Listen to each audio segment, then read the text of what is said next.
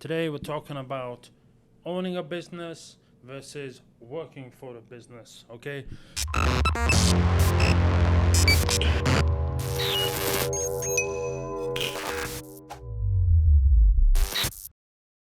So, first of all, let's talk about time. When you work for a business, you have your set hours, which you go to work, you clock in, you clock out, you go home, finished. It's not the case all the time, no. If you work commission-based, you work the hours that you want to work. But often the amount of hours you put in and the amount of effort you put in is a reflection of on your earnings. When you clock out, you're done. Like, the work stays at work, you go home, you continue with your life. Owning a business is close to the commission style model, but you put in hours that you have to put in as opposed to want to put in, okay? At least in the initial stages, until you have all of that kind of stuff systemized. Now, I'm a business owner and my business runs 24 hours a day, 7 days a week, okay? So business can come knocking at the door anytime. Phone can ring, messages, emails, any time of day, all night. And I run a service-based business. It's private security, so I have a lot of manpower. So there's a lot of different personalities out there working, and problems arise all the time. But on the other hand, should you choose or should you be able to systemize that? So for example, if I have someone in place that can respond to those calls or stuff like that, respond to the client's needs, essentially I can systemize it where it's taking care of itself. The opportunity to be free is there if you can structure it that way, okay? So like I said, if you put the right management in place, the right teams in the right places, and you know they can cover those, and that way you free up your time. So I still take care of things, I still overlook a lot of stuff, but that's what I choose to do. Now, effort. Working for a company or a job, you put in the effort required for the task or position required. Not saying that everyone is like this, but I can imagine being an ex-employee for a company myself. I know that I wouldn't go out of my way to make sure that the company is being held together. Okay, what I mean by that is making sure that the company's finances are in check, making sure that the marketing is in point. You come in, you take care of your portion of duties, and then you clock out and it's done. So you only need to put in the effort on the designated task that you've got. It's not all over the place sort of stuff. As a business owner, you have to assume multiple roles, especially if you have a startup, okay? Now you can go into a business, you can acquire a business that's running, that has the infrastructure, that has the systems, and you can just basically be a bank and just finance it, okay? And just let it run as it is. But at the end of the day, you know, you gotta call the shots.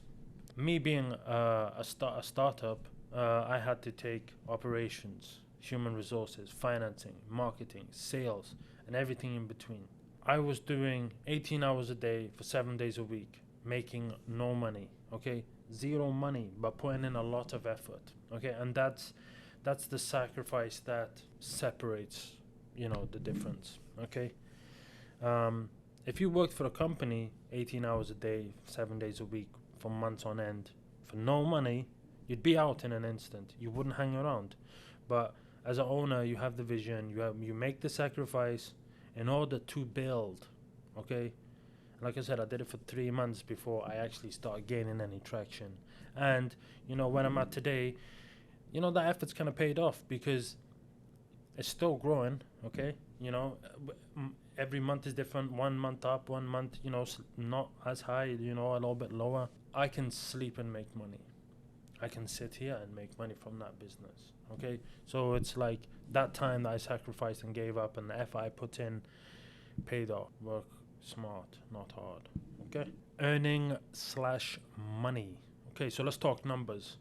Working for a job for minimum wage or even over minimum wage, you know, unless you're one of the passionate few that strive to deliver exceptional results for your work and work your way up the chain of command, your salary, you know, even at the top, it's capped, okay? Salaries are capped. Unless you work commission, you know, it could be, you know, no cap. It could be open, so you could, you know, have the potential to earn millions that way, okay? But even if you work a job like a police officer, and, you know, you're in a modest salary, you have a fulfilling job, you make, say, 5% increase in your salary every year, okay? Now, some people, that's cool. you know. You know, at the top of the food chain, you can make 100,000 a year. That's a decent salary. That's the top 15% of earners. 100,000. And you can live a good life on $100,000 a year. Okay, it's again down to everyone's appetite. You get your benefits, you get your paid holidays, health insurance, pension funds, all of that stuff. Even with commission-based jobs, okay, you still are trading your time for money.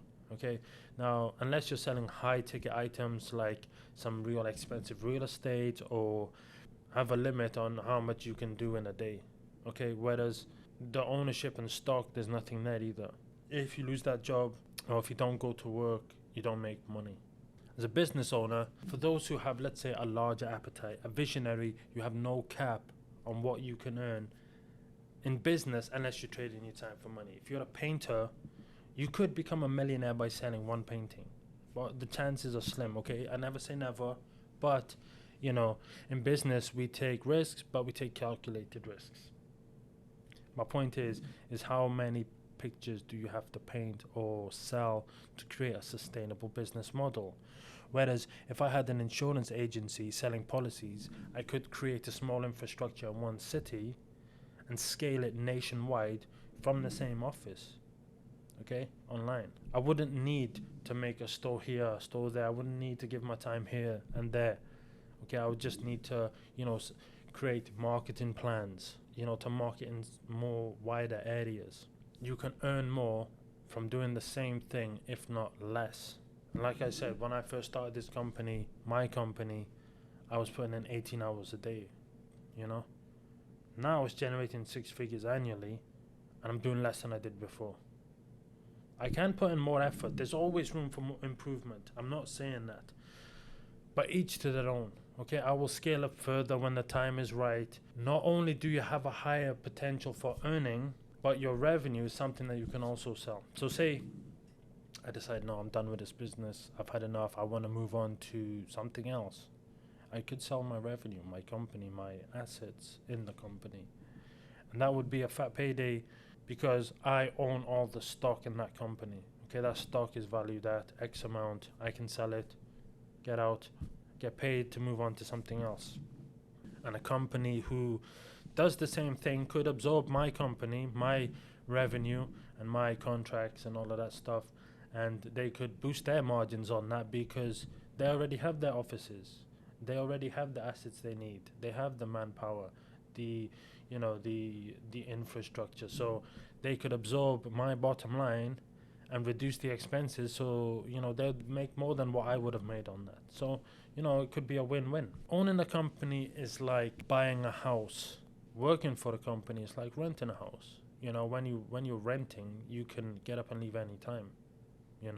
You have nothing that keeps, you have nothing invested.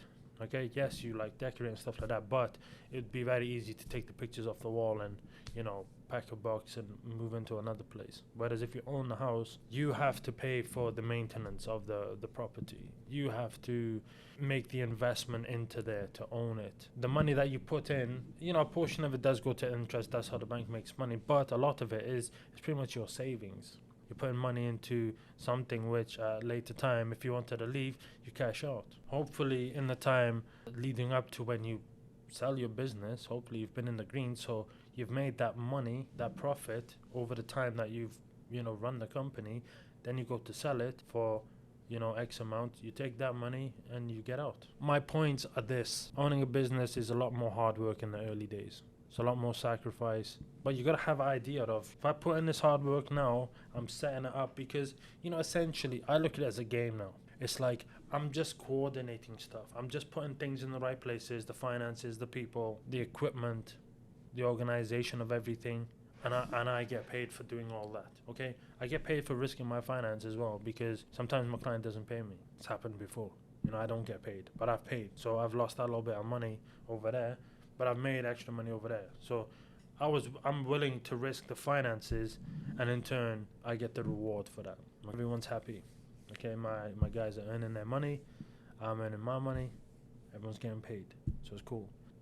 Working for the business, I don't see anything wrong with it. Sometimes you know, when things get hectic, things get busy, okay?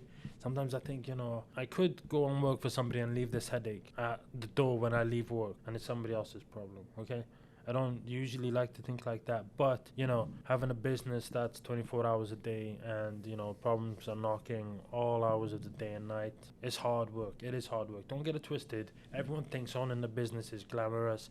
They all think that it's, oh, you're just chilling making money. It's not the case. When you're at the top of the food chain, you are the last line of responsibility. You are the one who has to, make sure the reputation is kept in order. You're the one that makes sure that operations are running smoothly, that the company's actually making money. It's not easy. Getting new business, that kind of stuff, is not easy. It's a lot of hard work, but like I said, the rewards, they do pay off should you be persistent. Okay, Est93. Watch out for the podcast. Okay, the podcast is coming. Yeah, we're gonna dive deep into a few topics. I'll see you next time. Est93. Subscribe, like, comment what you think, if you've got any other opinions against what I said, or what you think of what I'm talking about. Okay, so till next time. To be charged. Is it weird that I'm talking to myself? Amazon packages. Dana White challenges Jake Paul.